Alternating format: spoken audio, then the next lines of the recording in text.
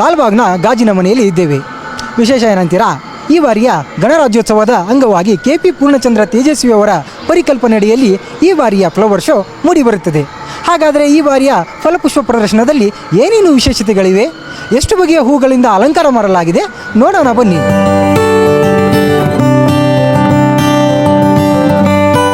ಸಸ್ಯಕಾಶಿ ಲಾಲ್ಬಾಗ್ನಲ್ಲೀಗ ತೇಜಸ್ವಿ ಲೋಕವೊಂದು ತೆರೆದುಕೊಂಡಿದೆ.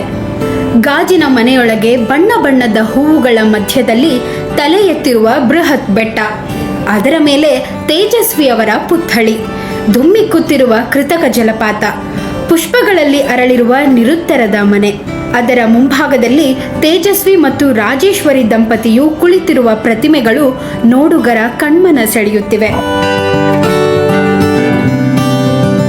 ತೋಟಗಾರಿಕೆ ಇಲಾಖೆಯಿಂದ ಗಣರಾಜ್ಯೋತ್ಸವದ ಅಂಗವಾಗಿ ಹಮ್ಮಿಕೊಂಡಿರುವ ಈ 219ನೇ ಫಲಪುಷ್ಪ ಪ್ರದರ್ಶನಕ್ಕೆ ಉಪಮುಖ್ಯಮಂತ್ರಿ DK ಶಿವಕುಮಾರ್ ಬುಧವಾರ ಚಾಲನೆ ನೀಡಿದರು.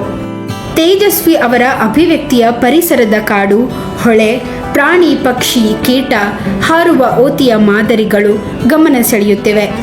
ಗಾಜಿನ ಮನೆಯ ಹಿಂಭಾಗದಲ್ಲಿ ಕೃತಕ ಕಾಡಿನ ಮಧ್ಯದಲ್ಲಿ ಕರ್ವಾಲೋ ಕಾದಂಬರಿ ಪಾತ್ರವಾದ ಕಿವಿನಾಯಿ, ಕರಿಯಪ್ಪ, ಮಂದಣ್ಣ, ತೇಜಸ್ವಿ ಅವರ ಆಸಕ್ತಿಯನ್ನ ನೆನಪಿಸುವ ಹಾರುವ ಓತಿ, ಮಿಡತೆ, ಜೇನುಹುಳು ಸೇರಿದಂತೆ ವಿವಿಧ ಪ್ರಾಣಿ ಪಕ್ಷಿಗಳು ಪ್ರೇಕ್ಷಕರನ್ನ ಕೈಬೀಸಿ ಕರೆಯುತ್ತಿವೆ. ಗಾಜಿನ ಮನೆಯ ಕೇಂದ್ರ ಭಾಗದ ಬಲಬದಿಯಲ್ಲಿ ತೇಜಸ್ವಿ ಅವರ ಬಹುಮುಖ ವ್ಯಕ್ತಿತ್ವವನ್ನು ಬಿಂಬಿಸುವ ವ್ಯಂಗ್ಯ ಚಿತ್ರದ ಪ್ರತಿಮೆ ರಾರಾಜಿಸುತ್ತಿದೆ. ಇದರ ಸುತ್ತಲೂ ಜೋಡಿಸಿರುವ ಪುಷ್ಪಗಳ ಮಧ್ಯೆ ತೇಜಸ್ವಿ ಅವರ ಆಯ್ದ 12 ಪುಸ್ತಕಗಳ ಮಾದರಿ, ಪಾತ್ರ, ಸನ್ನಿವೇಶಗಳನ್ನು ಆಧರಿಸಿದ ವ್ಯಂಗ್ಯ ಚಿತ್ರಗಳನ್ನು ಪ್ರದರ್ಶಿಸಲಾಗಿದೆ.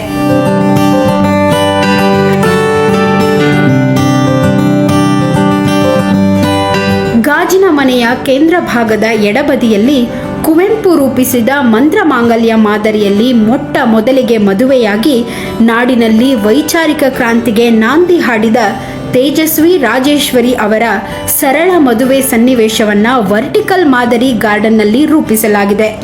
ಇಲ್ಲಿ ತೇಜಸ್ವಿ ರಾಜೇಶ್ವರಿ ಅವರ ವಿವಾಹವನ್ನು ಕುವೆಂಪು ನೆರವೇರಿಸುತ್ತಿರುವ ಪ್ರತಿಮೆಗಳು ನೋಡುಗರ ಗಮನ ಸೆಳೆಯುತ್ತಿವೆ.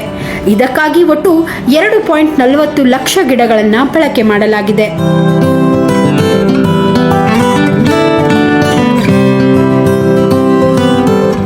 ಮುಂದಿನ ಪೀಳಿಗೆಗೂ ಪರಿಸರ ಪ್ರೇಮ, ವೈಜ್ಞಾನಿಕ ಮನೋಭಾವ ಮೂಡಿಸುವ ಆಶಯಕ್ಕೆ ತಕ್ಕಂತೆ ಈ ಪ್ರದರ್ಶನವನ್ನು ರೂಪಿಸಲಾಗಿದೆ.